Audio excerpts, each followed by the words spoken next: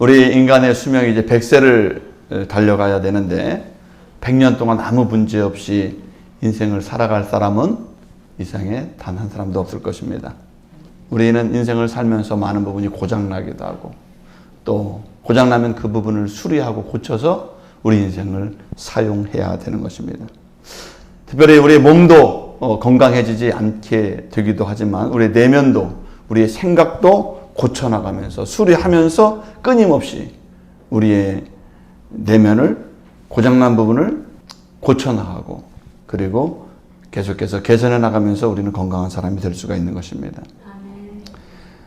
이 고장난 부분은 우리에게 고통을 주기도 하고 아픔을 주기도 합니다. 그 고장난 부분 때문에 우리는 행복한 인생을 살 수가 없고 때로는 비포장도로를 달려가는 자동차처럼 삐그덕거리고 덜거덕거리면서 인생을 살아가게 되기도 합니다. 그래서 인간은 끊임없이 변화와 개선된 삶을 시도해야 되고 그래서 그 변화된 삶을 우리는 살아가야 되는 것입니다. 그러면 우리는 어떻게 변화돼야 될까요? 무엇을 보고 변화돼야 될까요? 모든 자동차에도 부품에도 규격이 있습니다. 아무 부품이나 끼워가지고 넣어서 간다고 해서 자동차가 달려가게 되는 것이 아니죠. 우리의 혼돈스럽고 상처가 많고 아픔이고 어수선한 이 내 삶을 고쳐가야 될 텐데 그 표준이 무엇일까요? 내가 고쳐야 되는 그 기준이 그 규격을 어디에다 맞춰야 될까요? 성경은 우리가 정말 배우고 답습하고 우리가 추구해야 될 그분이 바로 예수 그리스도라고 하는 사실을 성경은 우리에게 알려주고 있는 줄 믿습니다. 예수님이 오늘 겟세마네 동산에서 기도하신 후에 우리를 생명의 길, 올바른 길, 안전한 길로 인도하시기 위해서 십자가를 지시기 위해서 겟세마네 동산에서 기도하고 있는 장면을 볼 수가 있습니다. 그런데 그 겟세마네 동산에서 기도하시는 그곳에 누가 찾아옵니까? 가룟 유다가 찾아온다는 거예요. 저는 물어보고 싶습니다. 가룟 유다 너는 누구인가? 가룟 유다 너는 누구인가? 가룟 유다는 오늘 특별히 예수님을 찾아오면서 다른 사람들과 함께 예수님을 찾아왔어요. 3절에 있는 말씀에 보면 유다가 군대와 대제사장들과 바리새인들에게 아랫사람들을 데리고 등과 횃불과 무기를 가지고 오는지라 그랬습니다. 유다가 예수님 앞에 왔는데 옛날에는 제자들끼리 함께 모여서 왔는데 오늘 그날은 특별하게 다른 사람들과 함께 왔어요. 누구와 함께 왔습니까? 군대와 대제사장들과 바리새인들과 하인들이 무기를 들고 왔다는 거예요. 예수님 앞에. 험악하고 거친 로마의 군인들과 외식주의자들은 유다의 종교인들과 바리새인들과 합세해서 예수님을 잡기 위해서 오늘 유다가 왔다는 거예요. 유다와 로마의 군인들과 그리고 거짓된 이 종교인들이 합세해서 이렇게 예수님을 잡으러 왔어요. 여러분, 나쁜 일에는요, 마음을 같이 해서 그 잘못된 일을 꾸미는 것을 볼 수가 있어요. 사람이 서로 마음을 어떻게 쓰느냐, 이거에 따라서 그 마음 씀씀이가 비슷한 사람끼리를 만나게 되는 거예요. 옛날 속담에 이런 말이 있습니다. 그 사람을 알려면 그 사람의 친구를 봐라, 이런 얘기가 있어요. 그 사람을 잘 모르겠거든 그 사람이 어울리는 친구를 보면 그 사람이 누군지를 알 수 있다. 그렇게 얘기했습니다. 가룟 유다는 예전에는 예수님하고 잘 어울리고 예수님의 친구들, 제자들과 어울렸지만 오늘 만나는 사람들을 보니까 마음을 나누고 의견을 나누고 단합한 의지를 가지고 움직이는 사람들을 보니까 사람을 죽이고 사람을 억압하고 압제하는 로마 사람들과 거짓을 하는 이 종교인들과 하나가 되어서 예수님을 대적하는 무리들과 친구가 되어버린 거예요. 이들이 하나가 될 수 있는 이유가 있습니다. 서로 종류도 다르고 신분도 다르고 나라도 다른데 어떻게 하나가 될 수 있을까요? 똑같은 공통점이 있었어요. 그렇지만 자기 이권에 맞다는 거예요. 내가 이익을 추구하려고 하는 것이 서로 같아요. 로마 군인들의 이권은 무엇입니까? 내가 예수를 잡으면 가이사에게 충성할 수 있는 기회가 생긴다는 거예요. 내가 유대 땅의 혼란을 제압하고 저 군중을 선동했다고 가이사에게 보고를 하면서 그 황제에게 내가 이렇게 유대 사회를 평정을 시켰고 평온하게 만들었다. 이 의견을 보내면 자기들이 황제로부터 인정을 받는 거예요.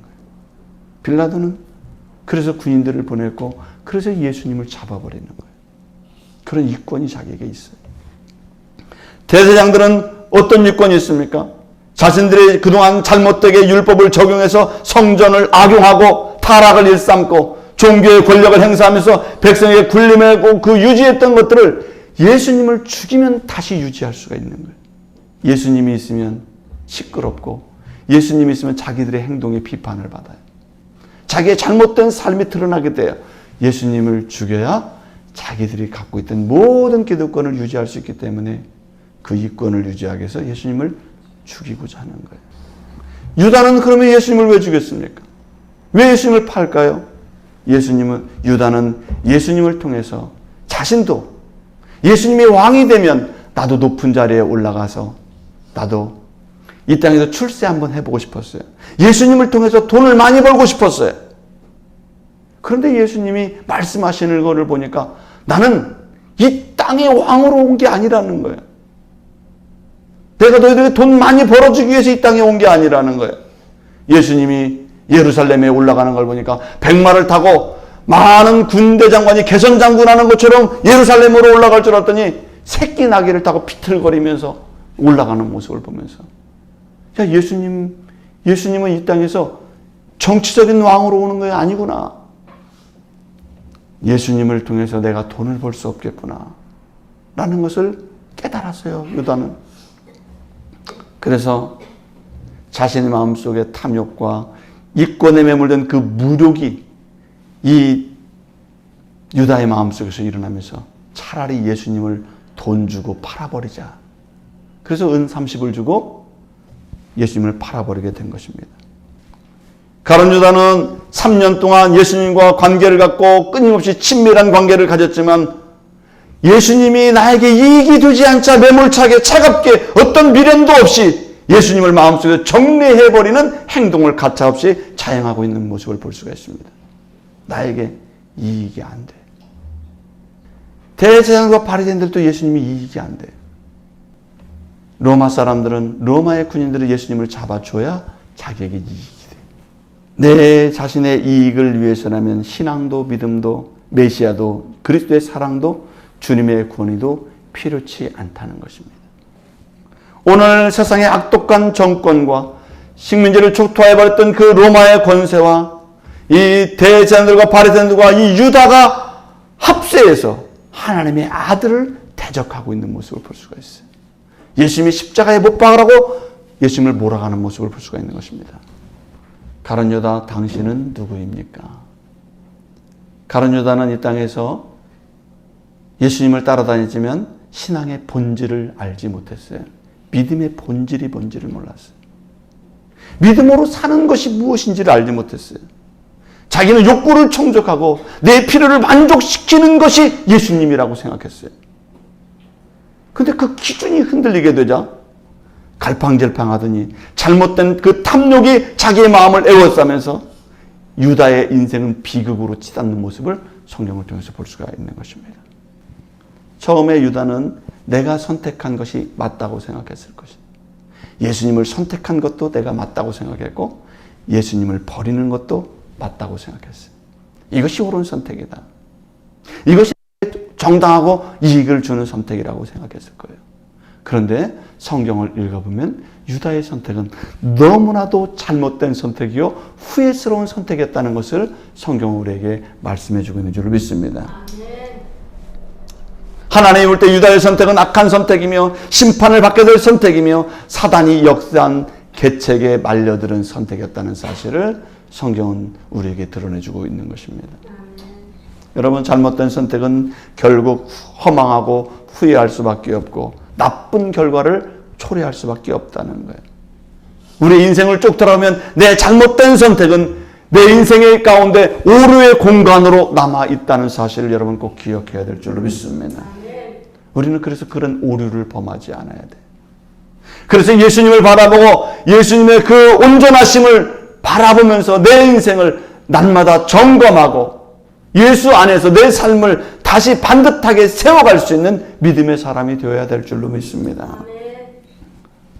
우리도 때로 인생에서 선택 한번 잘못해서 엉망이 된 우리 인생의 구간들을 볼 수가 있습니다. 잘못된 사람들과 어울리다가 결국 본전도 못 찾고 후회스러운 인생의 시간들을 경험한 적도 있을 것입니다. 우리의 믿음이 주님을 잃고 주님을 등지고 저 멀리 배척하고 마음에서 끊어졌을 때 영적으로도 내 자신이 얼마나 비참한 결과를 얻게 되는가를 유다의 모습을 통해서 성경은 우리에게 우리가 어떻게 인생을 살아야 되는지를 알려주고 있는 거예요. 우리 믿음이 어떻게 나가야 되는지를 알려주고 있는 것입니다. 가룟 유다의 잘못된 결정이 우리 삶 속에서 결코 일어나지 않기를 주의 이름으로 부탁을 드립니다. 혹시 잘못되고 그릇된 생각을 갖고 있다면 그 생각에서 벗어나서 주님이 원하는 올바른 생각을 갖기를 주의 이름으로 축원합니다. 오늘 예수님은 자신을 드러내고 있는 것을 볼 수가 있어요. 오늘 본문을 보면 예수님의 권위에 대해서 강조하고 있습니다.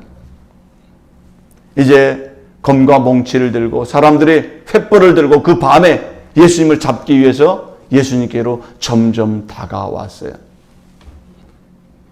예수님은 자기를 잡기 위해서, 자기를 죽이기 위해서, 자기를 십자가에 매달기 위해서 사람들이 오고 있다는 사실을 예수님 너무나 잘 알고 있었습니다. 그래서 4절에서 그들에게 뭐라고 얘기합니까? 예수께서 그 당할 일을 다 아시고 나아가 이르시되 너희가 누구를 찾느냐 그랬어요. 예수께서 그 당할 일을 다 하셨다는 거예요. 자기가 당할 일을 다 하셨다. 저 사람들이 나를 채찍에 때릴 것이고 저 사람들이 나를 침을 뱉을 것이고 가시관을 씌울 것이고 옷을 다 벗길 것이고 그 흉측한 십자가에 나를 매달릴 거를 다 하셨다는 거예요. 다 하시고 묻습니다. 너희가 누구를 찾느냐. 사실 우리가 그렇게 위험에 처하면 자기가 희생당할 일을 막닥뜨리게 되면 우리는 어떡합니까? 당황스럽죠. 초조하죠. 두렵죠. 예수님도 당황하실 만한데 예수님은 전혀 당황하지 않는 모습을 성경에서 볼 수가 있습니다. 그 이유가 무엇일까요? 예수님은 십자가를 지시기 전에 유다가 오기 전에 어떤 일을 하셨습니까? 겟세마네 동산에서 땀방울이 핏방울이 되도록 기도하셨다고 되어 있어요. 예수님은 자기가 당할 일 앞에서 내 운명 앞에서 내가 고통을 당할 수밖에 없는 그 상황 앞에서 주님은 처절하게 기도하고 있는 모습을 볼 수가 있어요. 그 예수님의 절규의 기도, 간절한 영적의 기도의 시간이 예수님에게 닥칠 그 위험에 대해서 담대할 수 있고 당당해질 수 있고 그리고 당황하지 않고 맞서서 자기를 드러내는 모습을 성경을 통해서 볼 수가 있는 것입니다. 예수님은 도망하거나 회피하거나 자신의 사명을 저버리지 않았다는 점입니다. 예수님은 불의에 굴복하지 않으셨습니다. 악에게 머리 숙이지 않으셨어요. 비굴하지도 않으셨습니다. 억울하다고 나에게 한 번만 살려달라고 그 사람들한테 애걸복걸하지 않았습니다. 예수님은 자신이 가야 될 길을 받아들이고 세상의 거짓이나 악한 판단과 판결을 그냥 받아들이고 십자가의 길을 묵묵히 걸어가고 있는 예수님의 모습을 볼 수가 있는 것입니다. 예수님은 자기를 죽이고자 하는 자들 앞에서도 의연하시고 당당하신 예수님, 그분이 바로 하나님의 아들 예수님인 것을 오늘 성경은 예수님의 모습을 그렇게 드러내고 있는 것을 보게 돼요. 예수님은 사실 능력이 있으신 분이십니다. 병든 자를 치료하시고 죽은 자도 낫게 하시고 살리시는 분이 예수님이신 줄로 믿습니다. 그런데 왜 예수님이 자기를 잡으러 온 사람들을 자기에게 칼과 망치를 들고 자기를 밧줄을 묶어서 갖고 데려가는 사람들 앞에서 왜 자기 자신을 그렇게 맡기는 걸까요? 성경에 보면 예수님은 이렇게 말씀했습니다. 너는 내가 내 아버지께 구하여 지금 12군단 더 되는 천사를 보내시게 할 수 없는 줄 아느냐. 예수님은 천군 천사들 통해서 그 사람들을 다 죽일 수도 있다는 거예요. 예수님은 이 사람들을 다 물리칠 수도 있다는 거예요. 다 없이 할 수도 있다는 거예요. 그러나 예수님은 십자가를 져야 되는 그 험난하고 고통스러운 그 일이 자기 앞에 닥쳐서 저 군인들과 저 파렴치하고 무도한 사람들이 자기를 잡으러 옴에도 불구하고 그들을 대항하지 않았다는 거예요. 왜 주님은 그러면 그 사람들을 다 물리치거나 죽이지 않고 자기 자신이 그렇게 잡히게 되었을까요? 예수님은 자신이 지금 사는 것보다 죽어야, 저 영혼들의 죄를 짊어지고 죽어야 저 영혼들의 구원의 길을 열어놓을 수가 있고, 저 영혼들이 죄에서 자유를 얻고 진정한 믿음으로 하나님 나라에 들어갈 수 있는 길을 열어놓을 수 있기 때문에 예수님은 기꺼이 십자가의 길을 받아들이고 있는 모습을 볼 수가 있는 것입니다. 그래서 예수님은 겟세마네 동산에서 하나님께 그렇게 기도했어요. 하나님, 아버지여, 할만하시거든 이 잔을 내게서 옮기시옵소서. 그러나 나의 원대로 마옵시고 아버지의 원대로 하옵소서 그랬어요. 이것이 예수님의 마음이에요. 이 내용을 우리가 생각해 보면 예수님도 그래요. 현재의 주님, 내 마음은, 하나님 내 마음은 이 고통에 쓴 잔, 이 십자가에 쓴 잔, 이 매맞음과 채찍질을 받고 수치를 당하고 모욕을 당하는 이 십자가를 나도 수용하고 싶지 않습니다. 나도 그 쓴 잔이 괴롭습니다. 이거 받고 싶지 않습니다. 이 길을 걸어가고 싶지 않습니다. 그러나 나의 원대로 마옵시고 내 생각대로 하지 마십시오. 아버지의 원대로 되기를 원하나이다. 아멘. 아버지께서 계획한 그 영혼들을 구원하기 위한 구원의 계획이 이 십자가의 길이라면 나는 그것을 거부하지 않겠습니다. 이 십자가가 저의 죄를 용서할 수 있고, 이 십자가가 하나님과 하나님의 백성들을 화목하게 할 수 있고, 이 십자가가 저 영혼들을 구원할 수 있는 하나님의 방법이기 때문에 나는 하나님의 계획과 목적을 받아들이겠습니다. 예수님이 이 땅에 오신 목적이 무엇입니까? 예수님이 이 땅에 오신 목적이 잘 먹고 잘 살고 자기가 행복하게 위해서 오셨나요? 예수님은 이 땅에 오신 목적이 정확하세요. 마태복음 1장 21절에 보면은 예수님이 이 땅에 오신 목적은 자기 백성을 저희 죄에서 구원할 자이시라. 예수님은 자기 백성을 죄에서 구원하기 위해서 이 땅에 오셨던 거예요. 예수님은 마지막까지 십자가를 지시면서 자기의 사명, 내가 이 땅에 온 목적을 잃어버리지 않았어요. 내 목적을 이루는데 그 중간에 십자가라는 그 고난이 있어요. 내 목적을 이루는데 그 길 가운데 한가운데 받아들이기 힘든 십자가가 있을지라도 나는 그 십자가를 받아들이겠다는 거예요. 그게 예수님의 삶의 모습인 것입니다. 내가 죽어야 저 영혼들이 구원받을 수 있고, 내가 십자가를 져야 저 사람들이 하나님과 화목하게 되는 길이 열려질 수 있고, 내가 죽어야 저 영혼들이 영생의 통로를 얻을 수가 있고, 저 영혼들이 행복해질 수 있기 때문에 자신의 고난을 묵묵히 받아들이고 있는 예수님의 모습을 성경 우리에게 보여주고 있는 줄로 믿습니다. 사랑하는 성도 여러분, 오늘 우리 그리스도인들은 사명이 있는 사람들이에요. 사명으로 사는 사람들은 어떤 고난도 고통도 이겨나고 견딜 수 있는 능력을 갖게 되는 사람인 것입니다. 목적이 분명한 사람들은 자기에게 닥친 어려움을 이겨나가요. 목적이 분명한 사람은 현재 자기에게 닥치는 고난이 너무 심하고 어려워도 그걸 극복해 나가려는 의지가 있게 되는 것입니다. 여러분, 믿음의 사람이라는 것은 무엇입니까? 내가 믿음을 가졌다는 것은 무엇입니까? 로마서 8장에 있는 말씀에 보면은 현재의 고난은 장차 우리에게 나타날 영광과 좋게 비교할 수 없도다, 이렇게 말씀하셨어요. 바울 사도는 더 빛나는 영광의 내일을 위해서 현재의 아픔과 상처와 어려움을 참을 줄 알고 헌신할 줄 아는 사람이 되어야 된다는 것입니다. 내일의 영광을 위해서, 부활의 영광의 그 아름다웠고 찬란한 영광을 위해서 오늘 나에게 주어진 십자가의 고난의 시간을 견딜 수 있는 사람이 진정한 믿음의 사람이 된다는 것입니다. 사랑하는 성도 여러분, 우리에게도 때때로 힘들고 어렵고 십자가의 고난이 깊은 그런 시간들을 보내야 될 때가 있는 것입니다. 그런 시간을 보내고 싶은 사람은 이 세상에 단 한 사람도 없어요.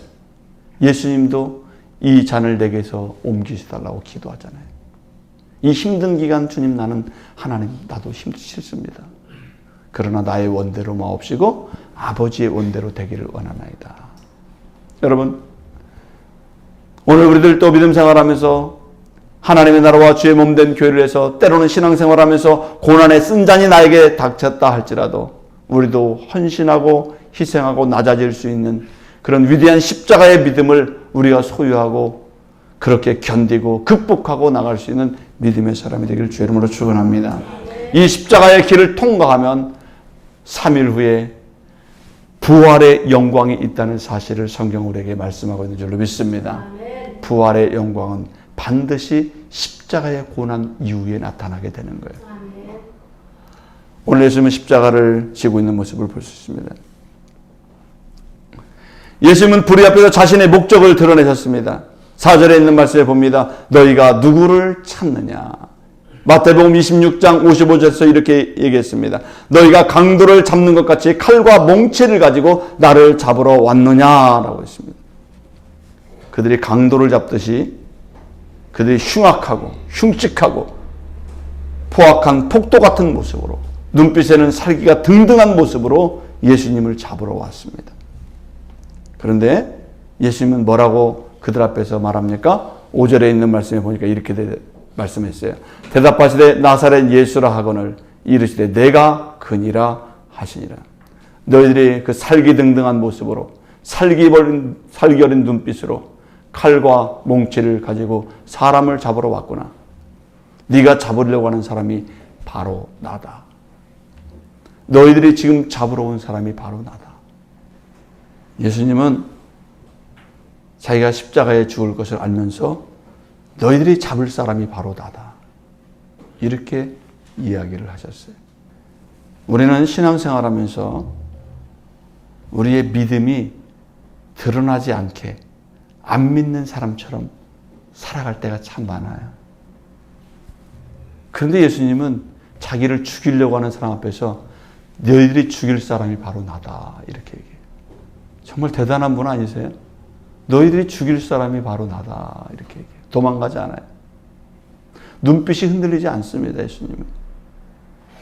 몸 하나 흔들리지 않아요. 너희가 죽일 사람이 바로 나다. 이렇게 얘기해요. 이게 바로 하나님의 구원이에요. 그들의 눈빛은 강력하고 살기 어리지만 주님의 눈빛은 평온해요. 평화로워요. 그들은 죽이고자 하는 눈빛을 가지고 있었지만 주님은 그들을 사랑하는 눈빛을 가지고 있어요. 이게 하나님의 권위와 인간의 힘의 차이인 거예요. 그래서 오늘 우리들도 신앙생활하면서 우리가 믿음으로 살아간다고 하면서 우리들도 숨기고 우리 자신의 모습을 세상 사람과 똑같은 모습으로 이렇게 내 자신을 드러내지 않고 살아갈 때가 참 많습니다. 그러나 우리도 때가 되면 우리의 믿음을 드러내야 될 줄로 믿습니다. 악한 사람들과 당당히 맞설 수 있는 여러분의 모습이 있기를 주의 이름으로 축원합니다. 당당히 십자가를 지고 담력을 가지고 의지를 가지고 내 자신을 드러내야 될 필요가 있을 때가 있는 것입니다. 여전히 믿음 생활하면서 말씀 뒤에 숨어 있고 여전히 믿음 생활한다면서 늘 교회 뒤에 숨어 있고 믿음 생활한다면서 늘 내 모습이 가려진 채 살아가는 것은 오늘 예수님의 모습을 볼 때 우리의 정당하지 못한 부분일 때가 있어요. 여러분들 기회가 되면 내가 예수 믿는 사람이라는 것을 드러낼 수 있기를 주의 이름으로 축원합니다. 그리스도인들은 음악가와 같은 거예요. 성악가와 같아요. 성악가가 나는 노래를 부르는 사람이에요. 그런데 매일 집에 앉아서 음표를 보고 악보를 그리고 노래를 어떻게 할까 연구를 해요. 그 성악가가 매일 집안에 앉아서 음표 보고 악보 보고 그 연구한다고 해서 사람들이 감동을 받습니까?